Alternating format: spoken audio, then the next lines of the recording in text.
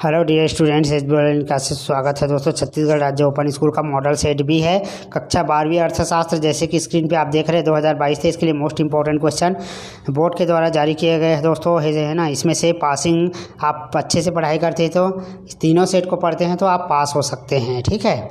यानी passing number तक का 40-50 नंबर तक का क्वेश्चन आएगा, क्योंकि बोर्ड ने इसको आपके सहायता के लिए बनाया है, पूरा नहीं देगा वो, है ना। तो पहला प्रश्न है, श्रम शक्ति का प्रतिशत जो बेरोजगार कहलाता है उसे क्या कहते हैं? श्रम दर शक्ति। तो लास्ट ऑप्शन आएगा। जो समअंश अनुसंधानकर्ता द्वारा स्वयं एकत्रित किए जाते हैं उसे क्यों अपन प्राथमिक कहते हैं। किसी श्रेणी में एक ही मूल्य का बार बार आवृत्ति होना क्या कहलाता है? बहुलक। क्या उत्पादन करे की समस्या का समाधान होता है?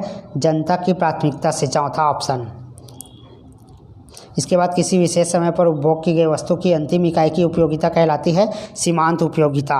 रिक्त स्थान की पूर्ति करना है। औसत स्थिर लागत उत्पादन की मात्रा बढ़ाने के साथ घटती है। जिस कीमत पर बाजार आपूर्ति के बराबर होती है उसे कहते हैं संतुलन कीमत। राष्ट्रीय आय में घरेलू क्षेत्र का अर्थ होता है उत्पादित अंतिम सामान और सेवाएं। बचत आय, औसत बचत प्रवृत्ति आएगा।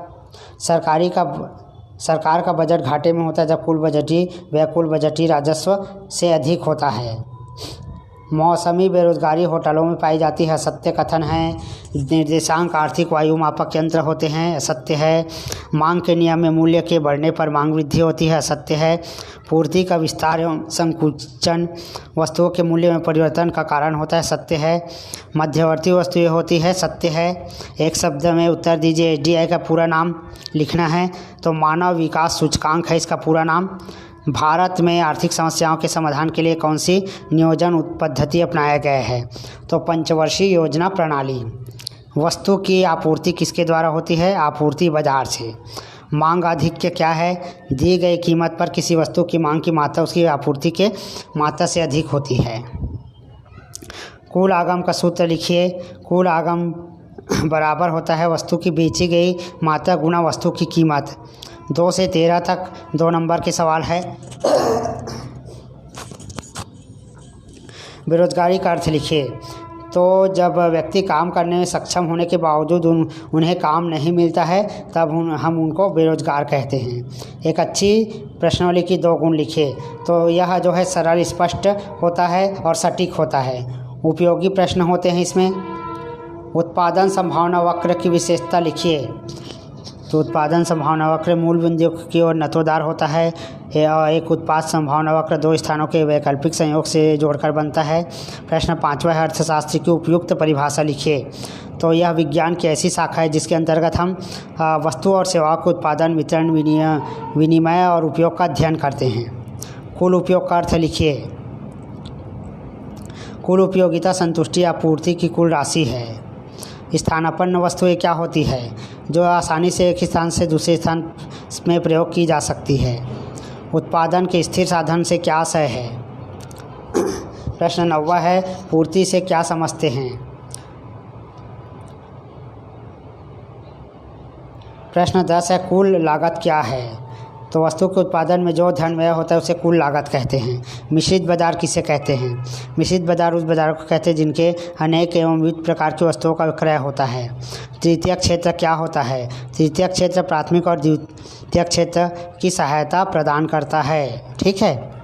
वस्तु विनिमय प्रणाली क्या है? एक वस्तु के बदले हमको दूसरी वस्तु जब प्राप्त होती है तब इसको वस्तु विनिमय प्रणाली कहते हैं। प्रश्न 14 से 19 तक 3 नंबर के सवाल है। भारतीय नियोजन की असफलताओं के 3 कारण लिखिए। तो भारत में आर्थिक नियोजन की मुख्य असफलताएं हैं। प्रति व्यक्ति आय में वृद्धि की गति अपेक्षाकृत धीमी रहती है। जनसंख्या वृद्धि तीव्र कारण से बेरोजगारी होती है। कैसे उत्पादन किया जाए की समस्या को समझाइए। इसके बाद प्रश्न 16 है, वस्तु की मात्रा में कमी करने वाले कारकों की विवेचना कीजिए। तो वस्तु की कीमत, उत्पादन प्रौद्योगिकी, आगतों की कीमत, ये 3 प्रमुख कारण हैं दोस्तों। और भी कारण हैं लेकिन हमको 3 कारण देना है। बाजार की प्रमुख विशेषता लिखिए।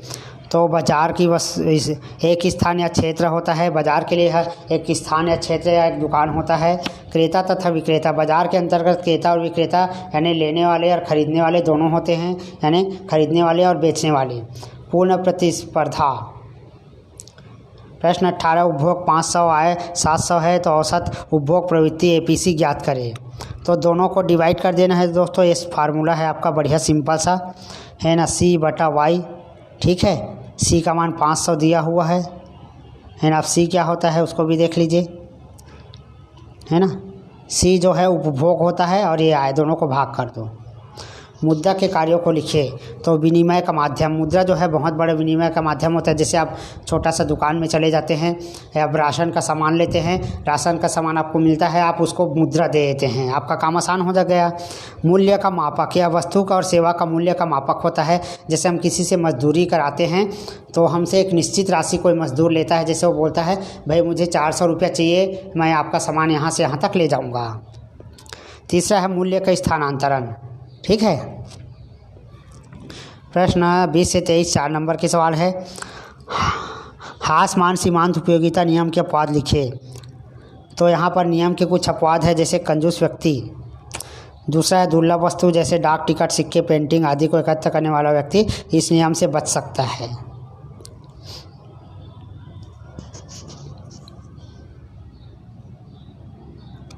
प्रश्न अथवा है किसी वस्तु की व्यक्तिगत मांग को प्रभावित करने वाले कारकों की व्याख्या करें। तो दी गई वस्तु की कीमत है, संबंधित वस्तुओं की कीमत, इसके अंतर्गत स्थानापन्न वस्तुएं आती है, पूरक वस्तुएं आती है।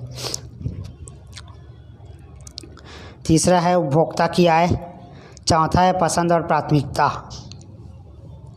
प्रश्न 21 है निम्नलिखित साधन लागत पर सकल मूल्य वृद्धि की गणना कीजिए। तो सकल मूल्य वृद्धि की गणना करना है। बाजार मूल्य दिया हुआ है, मूल्यह्रास, अप्रत्यक्ष कर, आर्थिक अनुदान, मध्यमवर्ती उपयोग, ये सब चीज़ दिया हुआ है और ये सब को जोड़ना है आपको। देखिए लाइन से क्या क्या कर को जोड़ना है उसको बता देता हूँ आपको। सकल उत्पादन को जोड़ना है और आर्थिक, इसको दोनों को जोड़ना है ना। इसके बाद ये दोनों को जोड़ना है, जोड़ने के बाद ये दोनों को घटाना है दोस्तों। ठीक है, माइनस लिखा हुआ है तो ये आंसर आ गया। मिश्रित आय क्या होता है? तो मिश्रित आय ऐसी अर्थव्यवस्था होता है जिससे उत्पादक जो स्वतंत्र रूप से उत्पादन का कार्य कर सकते हैं, स्वयं की पूंजी लगाते हैं, यानी स्वयं का बिजनेस चलाते हैं, उसे अपन मिश्रित आय के अंतर्गत लेते हैं। मांग में कमी की परिभाषा दीजिए। तो मांग में कमी की परिभाषा है, देख लीजिए। इसका रेखा चित्र भी आपको बनाना है ऐसे।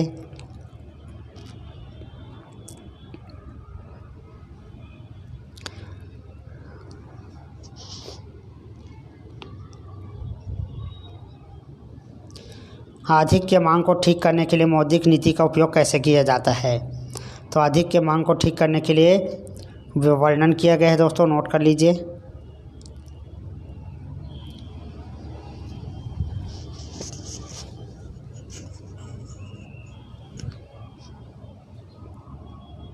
तो जो केंद्रीय बैंक होता है वो बड़े बड़े बिजनेसमैन से भी पैसा ले सकता है दोस्तों, है ना, सरकार चलाने के लिए। ठीक है, बजट घाटा पूरा करने के लिए वित्त स्रोतों की व्याख्या कीजिए। तो जैसे हम बजट साल भर का निकालते हैं, उसमें जो घाटा होता है सरकार को, तो उसको पूर्ति करने के लिए निम्न स्रोतों से लेता है वो। जनता और विदेशी सरकार से ऋण लेता है, भारतीय रिजर्व बैंक से नकद निकासी करता है। ठीक है, और प्रमुख राजकोषीय उपाय निम्नलिखित है।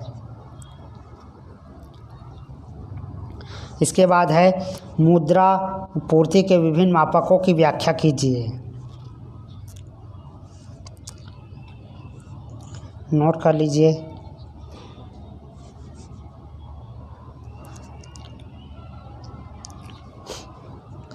इसके बाद 24-25 जो है 5 नंबर के सवाल है।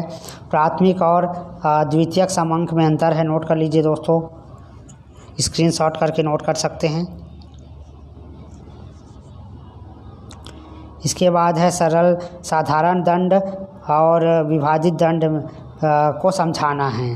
तो साधारण दंड जो होता है सीधा सीधा एक दंड बना दिया जाता है। खड़ी खड़ी लकीर जो होता है उग्र दंड कहलाते हैं। ठीक, विभाजित दंड क्या होता है उसको भी लिख दिया हूँ। केंद्रीय प्रवृत्त का माप क्या है, अंक गणितीय माध्य यानी समांतर माध्य की विशेषता लिखना है। तो महत्वपूर्ण विशेषता नीचे दिया गया है, देख लीजिए 5 नंबर का सवाल। इसके अथवा में है निर्देशांक या सूचकांक की किन्हीं 6 लाभों का वर्णन कीजिए। तो निर्देशांक या सूचकांक का लाभ निम्नलिखित है।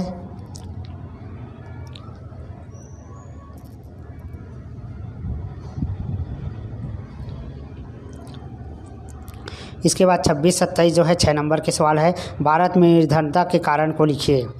तो इसमें आप अपने तरीके से कुछ भी लिख सकते हैं दोस्तों, सामाजिक कारण, आर्थिक कारण, जनसंख्या वृद्धि दर, ठीक है, ये भी कारण होता है, देखो लिखा भी हूँ मैं। ठीक है, प्राकृतिक प्रकोप भी होता है, आर्थिक कारण भी होता है। अथवा भारतीय अर्थव्यवस्था की 6 विशेषता लिखना है। तो नियोजित अर्थव्यवस्था, सार्वजनिक क्षेत्र का विकास, बैंकिंग सुविधाओं का विकास, प्रति व्यक्ति आय में वृद्धि। इसके बाद 27 प्रश्न न्यूमेरिकल है। समूहीकरण विधि से इस क्वेश्चन को सॉल्व करना है। तो इसके लिए दोनों को जोड़ देंगे दोस्तों, बहुत सरल सवाल है ना। ठीक है, सूचकांक ज्ञात करने का सबसे सरल सवाल है। दोनों को सारणीबद्ध करेंगे, दोनों को जोड़कर भाग कर देना है। 14 को 10 से भाग करके 100 से मल्टीप्लाई करना है। ठीक है, तो मल्टीप्लाई करने पर 140 आंसर आएगा। इसके बाद निम्न सारणी से बहुलक ज्ञात करें। अब बहुलक आपने 10th क्लास में भी पढ़ा है ना। जो सबसे बड़ा संख्या उसको लेना होता है इसमें। तो सबसे बड़ा अंक आपको यहाँ पर 12 दिखाई दे रहा होगा।